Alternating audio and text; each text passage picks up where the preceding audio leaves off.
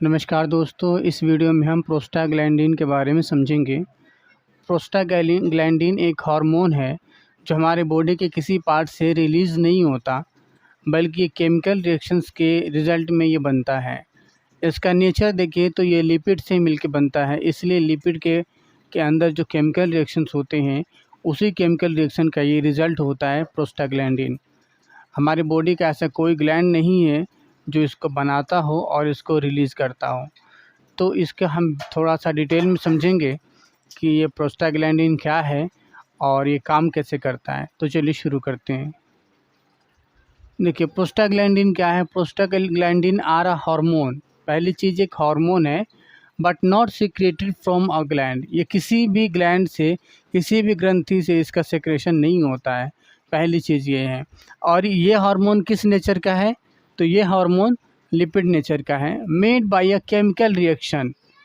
ये किससे बनता है? केमिकल रिएक्शन से बनता है। At the site where they are needed, यानी जहाँ पे इसकी ज़रूरत होती है वहीं पे केमिकल रिएक्शंस होते हैं लिपिड्स के बीच में, और फिर उस केमिकल रिएक्शन का जो कॉम्प्लेक्स रिएक्शंस है उसके रिजल्ट में ये प्रोस्टाग्लैंडिन का फॉर्मेशन होता है। Can be made in nearly all the organs in the body. और हमारी बॉडी में कहीं पर भी जब इस तरह का किसी तरह का सेल इंजरी होती है या बॉडी में कहीं इन्फ्लामेशन होता है तो वहाँ पे ये नॉर्मली बनता है। तो बॉडी के किसी पार्ट में इन्फ्लामेशन, सेल इंजरी हो सकती है। तो बॉडी के किसी पार्ट में इन्फ्लामेशन या सेल इंजरी होगी तो इसका मतलब है बॉडी के किसी पार्ट्स में भी ये बन सकता है। यानी कि नियरली ऑल द ऑर्गन्स, यानी सभी ऑर्गन में लगभग ये किसी जगह पे ये केमिकल रिएक्शंस होगा और वहाँ पे बन जाएगा ये। इसका अल्टरनेटिव नेम देखें तो इसको प्रोस्टाग्लैंडिन D2 के नाम से भी बोला जाता है।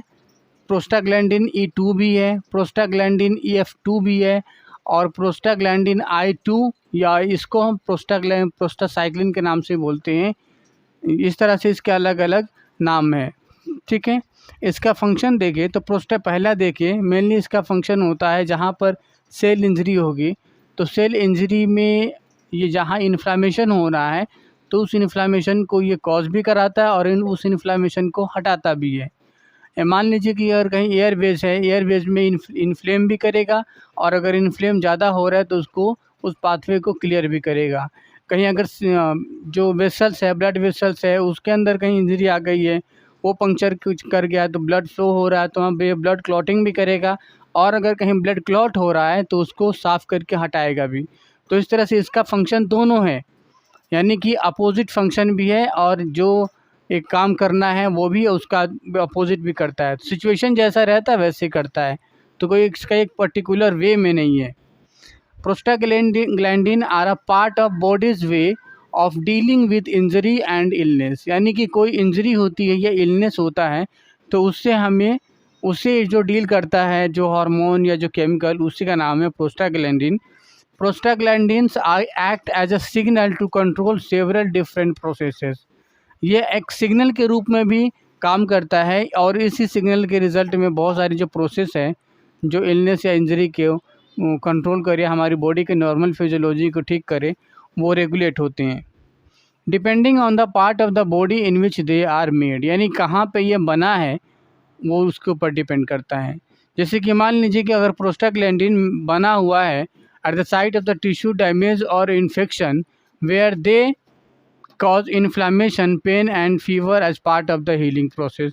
यानी कि किसी जगह पे मान लीजिए कोई इंजरी हुआ है तो वहाँ पे इन्फ्लामेशन कॉज कराएगा, और इन्फ्लामेशन के कारण वहाँ पे पेन होगा, फीवर होगा, सारा कुछ लेके आएगा।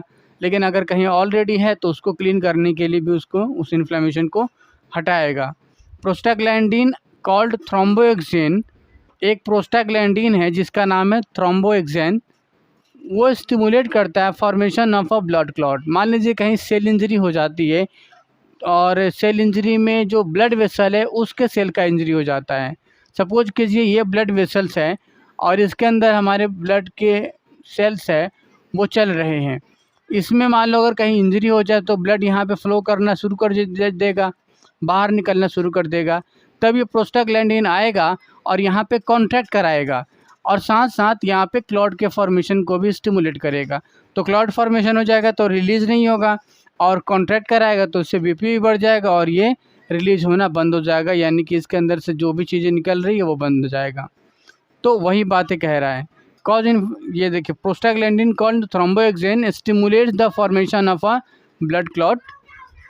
और दूसरा इसका अपोजिट देखिए कि मान लीजिए अगर कहीं ऐसा क्लॉट बना हुआ, ज़्यादा बना हुआ है, ब्लड फ्लो करने में दिक्कत कर रहा है, तब उस केसेस में प्रोस्टाग्लैंडिन दूसरा एक्टिवेट होगा और ये जो क्लॉट है ना, इसको साफ़ करके इसको हटा देगा और इसको रिलीज करा के यहाँ से इस रास्ते को क्लियर कराएगा ये।